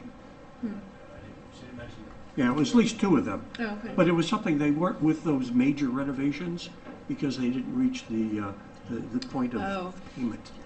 I see, okay. That's all All she right. had. Okay, so there's no new business. Pending applications. New business. Do we have any Yeah, we do have new business. Oh, we do? Don't keep one. Yeah, Rich or it's Brad. amended. Different, okay, Oh, sorry, your notes, no. that's, Sorry. no problem. Janet, she and I talked about this, but we both are looking at this. All right, under new business, Lakeshore Drive Giants Neck Beach Association, Incorporated 1941, applicant Giants Neck Improvements Club, Inc. owner, request for determination of significant impact activity, section 7.4, application to capture and redirect street runoff along Lakeshore Drive to stop the erosion occurring along road shoulder and down the embankment. So here's a, what was submitted with the paperwork, lower the end pond, area here, probably, 90-foot berm, and here's the intersection of South Drive Road. Make sure, now we want south.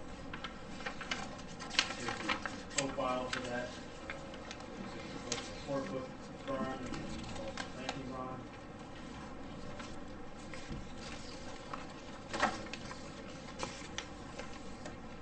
This excavated area is not 100% clear on.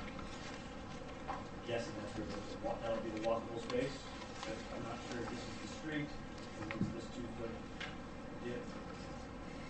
Yeah. But I'm thinking that's supposed to represent the past for, so go back here, and have these pathways through that. Purpose of this was to basically stop erosion on the slope here, bank. Also had a number of vehicles, I think was associated with people staying in homes. Side road, parking. So they encourage some of that, this landscaping, and stop that. Again, I don't know, whether or not, just simple fencing work and reload the area. And certainly it's decorative. The question here is, we're going to bring in roughly 42 cubic yards of material. So it's not, it's not the 100 cubic yard threshold that I typically need or I kick something off the commission. But it is in close proximity to the pond. So I thought I'd at least get some clarification from the commission. If this is something that you'd be comfortable with issuing administratively, and or whether or not the approach should come here and apply for a permit from the agency. I did have a conversation with Jim Ballou, pronouncing that right? He indicated, well, maybe this is an exempt activity under section 4, landscaping, and or as a conservation effort. And that's the commission's discretion to feel this is Okay, meet the I definition think of a it's, soil conservation effort. The purpose of this is to redirect water. To stop the erosion. So Correct. So, that being said, it could very well be an exempt activity. At a minimum, I believe because they are a government agency, they are exempt from the filing fee, minus the state permit fee that they may have. so, but who's doing the work? So they're trying to prevent erosion, but they're gonna put a big hill up there that erodes They'll if it's have not to done hire a properly. landscape contractor or somebody to do that work. Mhm. I'm not doing it. The association, as it stands, per their application here, will be responsible for doing that work. are you familiar with this area? If water is redirected in any sort, where is it redirected toward? His own Well, if I house. look at this and we create a berm area that would basically redirect it back out, I think we're trying to get it back out of the road, out to the road before it runs down to the next catch basin. And that aims toward the sound. Correct. Ultimately, discharging that to sound. Okay.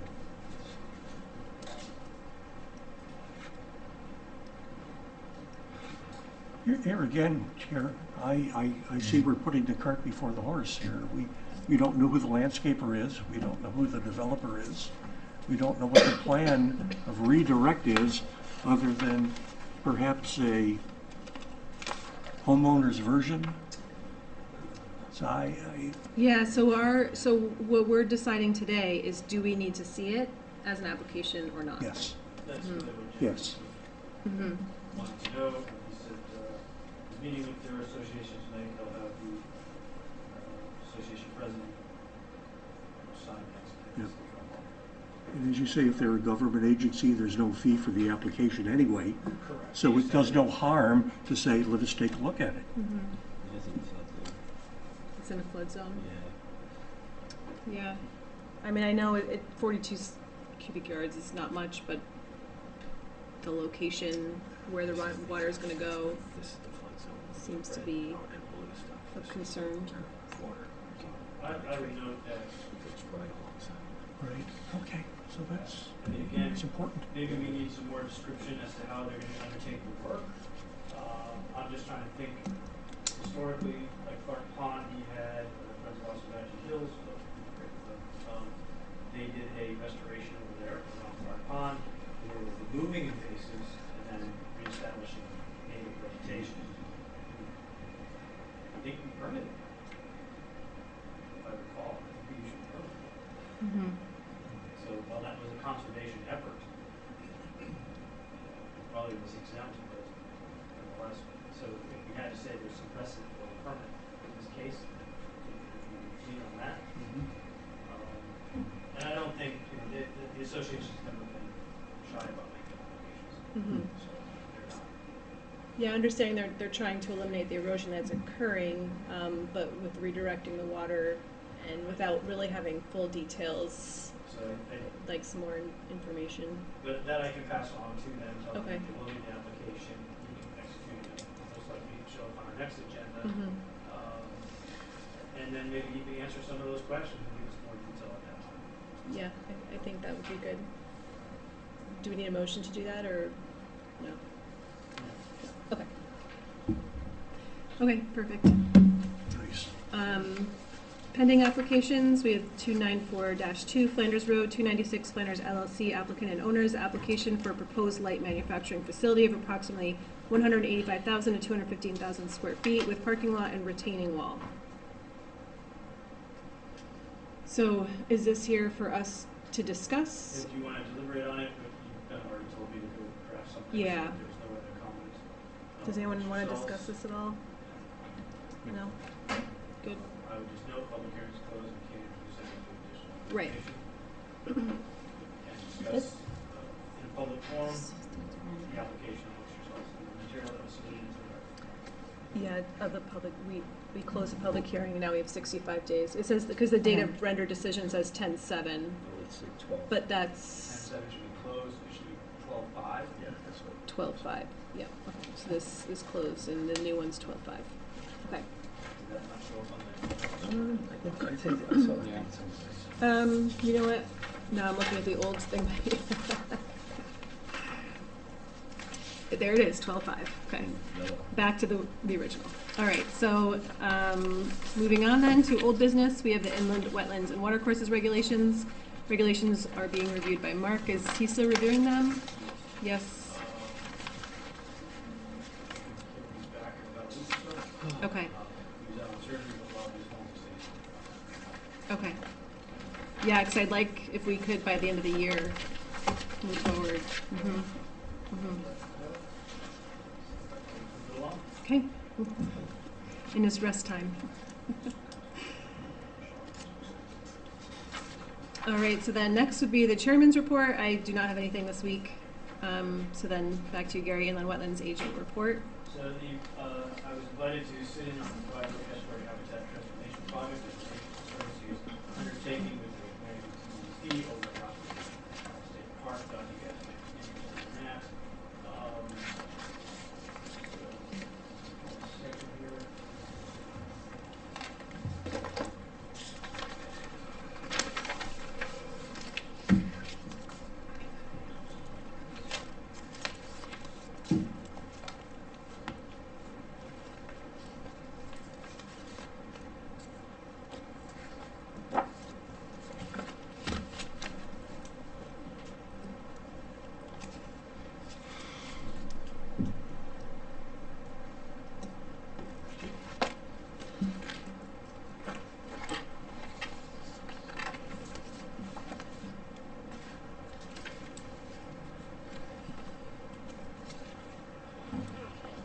A slideshow.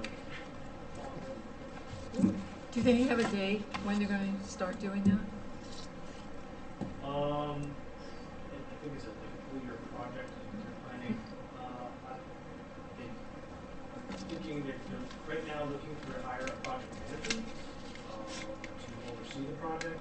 So I think they're hoping to secure that person within the next 30 to 60 days, and then they get the project underway. I don't think they'll start work over there probably until next year. Didn't they get like a $4 million grant? Yes. Wow. So I wanted to share the slideshow with you. I don't know why I see it down the network here. They were on your email, right? Or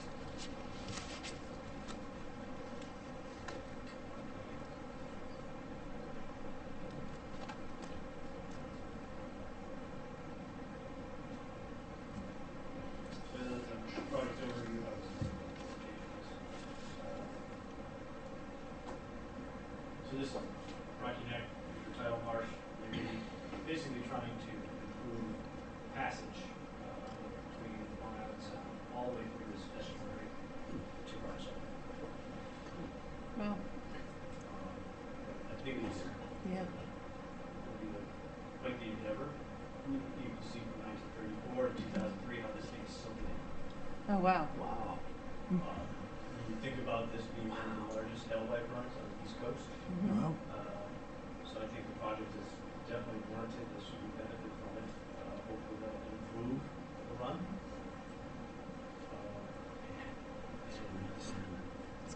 Great if you can take a closer look at, the ladder and the dam over at Pride Lake. Not gonna be deeper over there. I don't think. The issue is when you have to get out of the pond, back. Dries up and something stuck. Again, here's some areas that they're looking at. 1934, 2015. Very narrow. This is widened. This material is travel. So they'll be looking at that. Here's I think most of you are familiar with Rugneck. Sure. So I'll keep an eye on this. We're just a stakeholder in this project. So they'll just be coordinating with us. Familiar with. The other issue being is this more particular. I think there's some signage there that tells you not to do what this person did. And you laugh, but we had a former commissioner who walked up that stream barefoot, some cuts and got sepsis. So, yeah, not a good thing. So, definitely cross passenger risk. So that's really all I have to share. So if you have any specific questions, I can email these out to you. I can email you all the literature that I have regarding the projects. If you have specific questions, I'm happy to pass that on to you. And here's the statistics on the run. It's interesting here, in 2013 it was quite high. It's just falling off. I'm not sure It's why. running. They're less.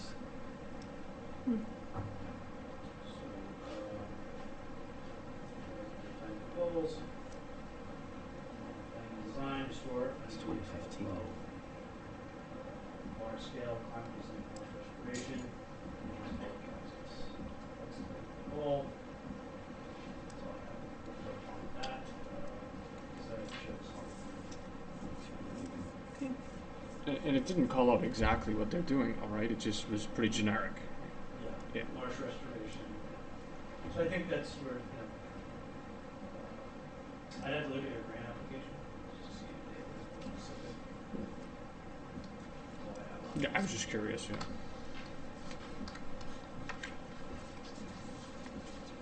In terms of the rest of my report, the Sound and Cove Apartments, we responded as hired Joe Wynn, he is waiting on as-bills from us.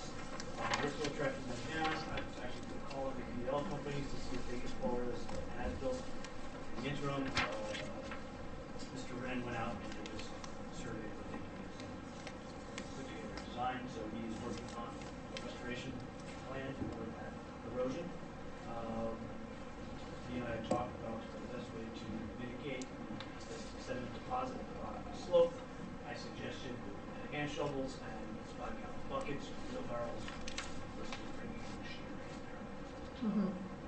So that's in progress. So happy obviously that we'll see something shortly on that. 9 Rocco Drive. I did speak to Mr. Van Wagner, who came into the office. While he did not necessarily receive the certified mailing that we sent, he did receive one set of certified mailing that somebody signed for. It wasn't him. So nonetheless, it was received. I did indicate that it would be the commission's desire to have the area revegetated, whether it be with pine trees and shade trees, but nonetheless revegetated. Particularly if that's what we're looking to have other applicants do permits and responses. So I'm going to send him additional correspondence because I don't know that any active attempt to revegetate, nor did he indicate that he would.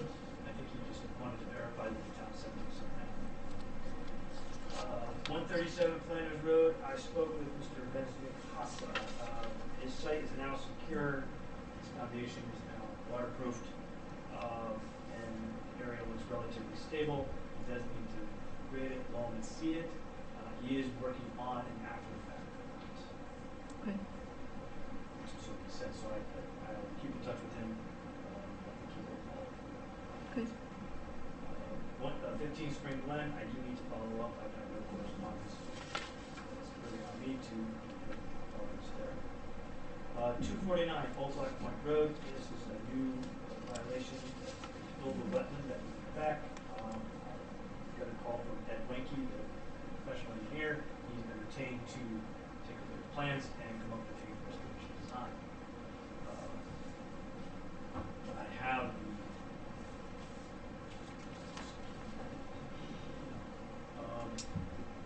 back up the email for a second just to recall.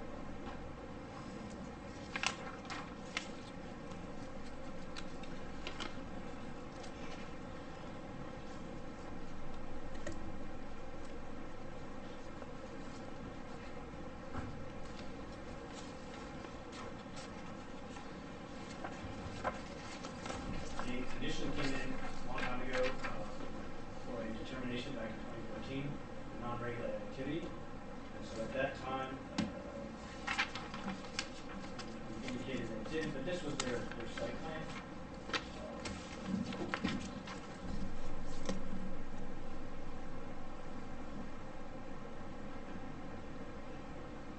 Showing the wetland in the rear portion of the property. This entire area is now been filled in. It's lawn. So I'm not sure what happened there. Initially, photos of the site were done. You can see here was a stand of Phragmites. They eradicated that, revegetated it, did all this work, and then here, this was an example of revegetation, but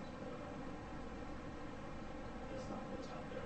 If they did do all this work to that, that shows up in the next permit, which I have not yet scanned. It was pre-COVID, so I scanned. I do have it here. Look at it. Okay. Skip. 104 West Main Street. Not to where that is. That's kind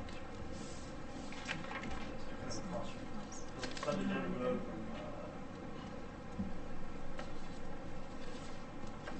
Guy's Will. This parcel here is Lane. This area that you already see in this photo has been cleared again. I mean, it's already a cleared area in the photo. But they went in there, cleared it, and then they deposited several stockpiles of soil, topsoil in particular, screened. So I have not yet finished the photos, but I contacted Zoya indicating stop this clearing, stop this deposition, make application to restore the area, or whatever it is he's going to do out there. It's a regular activity because it is within 300 feet of the water course. You can see the water course right there across the road. It's like 100 feet. I was going to bring that up tonight. So this water course also comes right behind She's gonna bring it up. the landscaping company here. What I'll note, I'll turn on, is kind of where maybe our jurisdiction ends with the title. Well,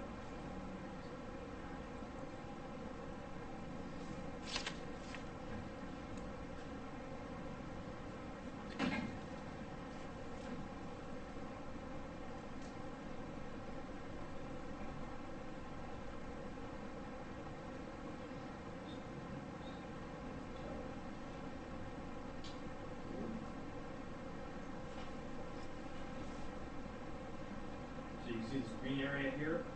So the water course comes down, if I clear the, just the blue line there, it follows the property line, and discharge continues south. And this green area is based on the 1990 tidal reference.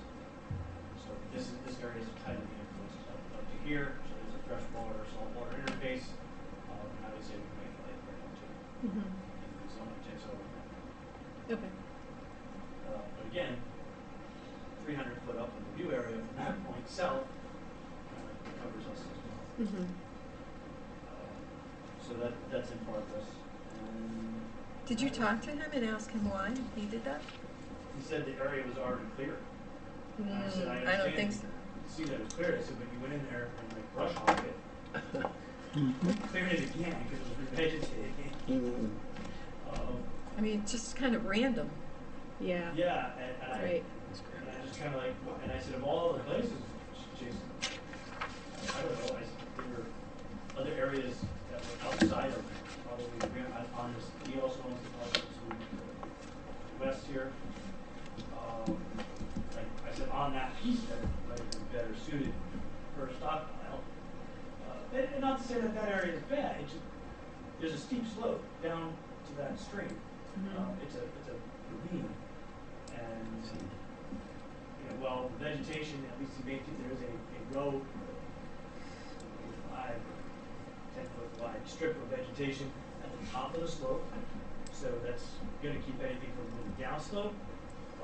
But again, he kind of maximized the area and went as far as he could with the clearing. I guess he just had extra topsoil, needed something to do with it. He's got all of North Bridebrook. I think his issue there is he's running out of space to actually move material because he's got buildings up and he's got all this material he's got now to start moving so that he can build buildings. So I don't know where he would place topsoil. He does have the area, I don't know if some of you recall when we sidewalked that out there on North Bridebrook, he had a landing area up in the back. It was kind of adjacent to the stream that ran from underneath 95. That's place it there, but again, I don't think the agency would want it there because of its proximity to that stream. And I don't know if the other land board was. Did he purchase that whole piece, that whole lot that was for sale? It's a Yeah, big red. parcel because it goes Yeah. to Fairhaven. Yeah, so this whole parcel that's currently highlighted in red Yeah. is owned by Patterson Construction. He also owns the little triangle as well. That's the one which is 104. This one has no address.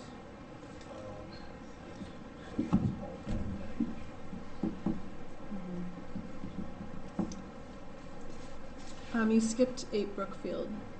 8 Brookfield, yeah, they not intentionally, 8 Brookfield has been withdrawn as an application. So Yeah. I do believe they're going to resubmit, I just don't know when. As such, I think it warrants some discussion as to whether or not we need to have them reestablish shade trees in the interim. I mean, I don't know if, will they ever be back, or if they don't come back. Right. So if nothing's going to occur, yes, the vegetation will naturally vegetate. Is the commission satisfied with that, or we want to see a shade tree or two on that stream? There were major shade trees that were removed. So, If we should continue on with enforcement action, then I would request that they install 2 or 3 shade trees. Shade the stream. Well, planting season is now. If you're going to Correct. yeah. do something, it would have to be within the next Now 2 or 3 weeks. October. Right. Typically October 30th is the end of Right. the growing season. So that's kind of my thought is when they get them in, obviously they won't provide much shade this year, but it'll be next spring, summer. In which case I would suspect that that's when they're going to be making application. If they do, they have to give us $1 million to figure out. Right. Where it's located.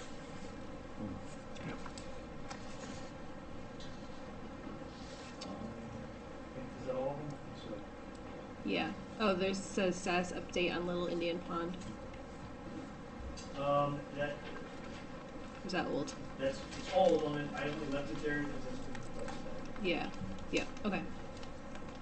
And then we. So the pond itself has a fountain in it. I did note that I saw wood ducks the other day, so I don't know if that's abnormal, but that's a good sign. Bad sign, I don't know. Yeah, I would say keep it on there for a little bit longer. And then we did go through your email correspondence Oh, you did, great. with Chris Lambert. Okay, yes, and I didn't realize that was on. Never mind, it wasn't. I just had it under there. Yeah. I was gonna talk about it. Yeah. That, last thing I wanna report on, is the application of herbicides and pesticides throughout the town. Mm-hmm. So typically DEP regulates these applications. To apply them. So I wanted to make sure that we're kind of up to date, at least the commission's aware of where these applications are going and occurring. So I have, I think in your packet is correspondence regarding that. If not, I can give you a copy. Yeah, there is. So 289 Boston Post Road, which is Paradise Lake. Back in July, the notified me on July 1, again on July 8, again on the prior year, July 17. The two notifications came in together. They don't apply when notifications in. I have notice from July of 2023, all for Paradise Lake. We have Crescent Beach. I have the notification of September 4th and then September 6th.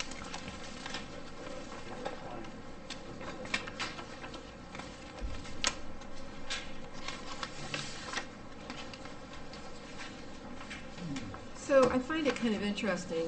One of the chemicals that they're going to be using is dicot.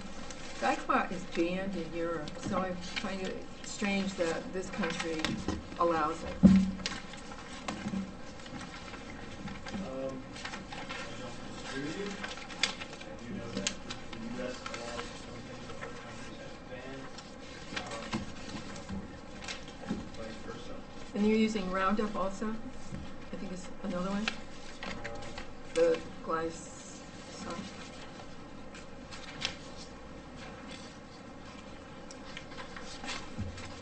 And these applications go through DEEP, so the town can't restrict what we're using? Is that true, or no? Well, we can comment to deep and say, hey, we can do something else. If that's possible. Yeah. So are they aware that this is, I guess here I proper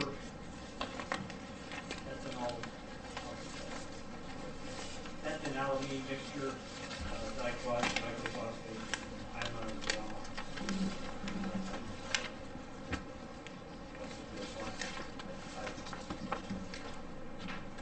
DEEP's authorized it, so I have correspondence to Darcy Winter of the Human Water Resources Division, asking for a little more clarification, and some guidance, what we can do at the local level to regulate these things.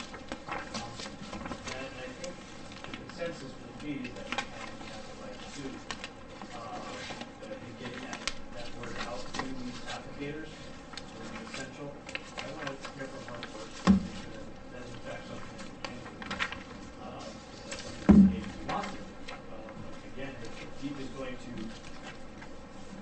permit these things and not recommend that for different substances.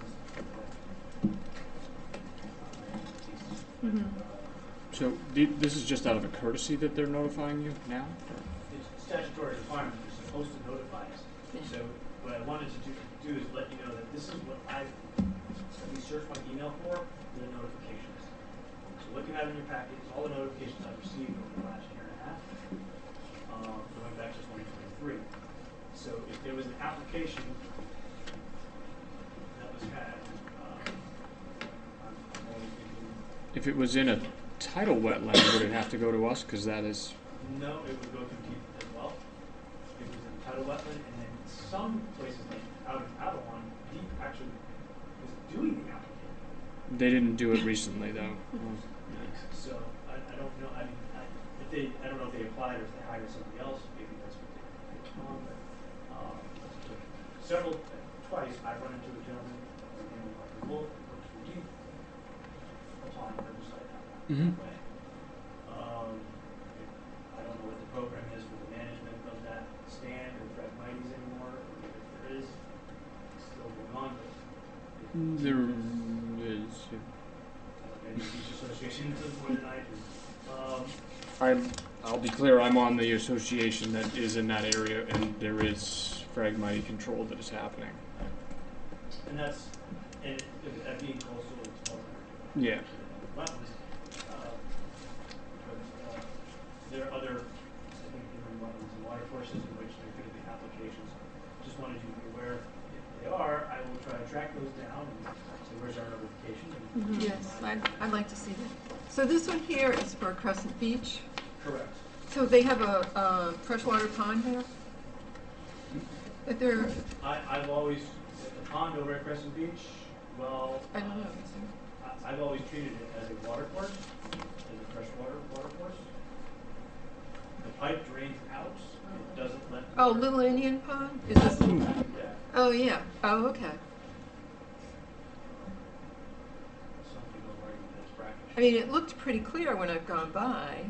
It's just the dead Phragmites that are there. Are we talking about the same one with Yes. the guy from, Yeah, that came here years ago? correct, yes. Oh, So that, is that what you're talking? No, that go pond, right ahead. I just didn't see anything for the guy's neck. about? So if you see something, say something. Oh, okay. So it falls under deep But I right will try to focus. figure out why we didn't get notifications, or applications. Okay. Again, I mean, maybe how I search my email, I was moving to search, but I couldn't find it. Okay. So, yeah. All right.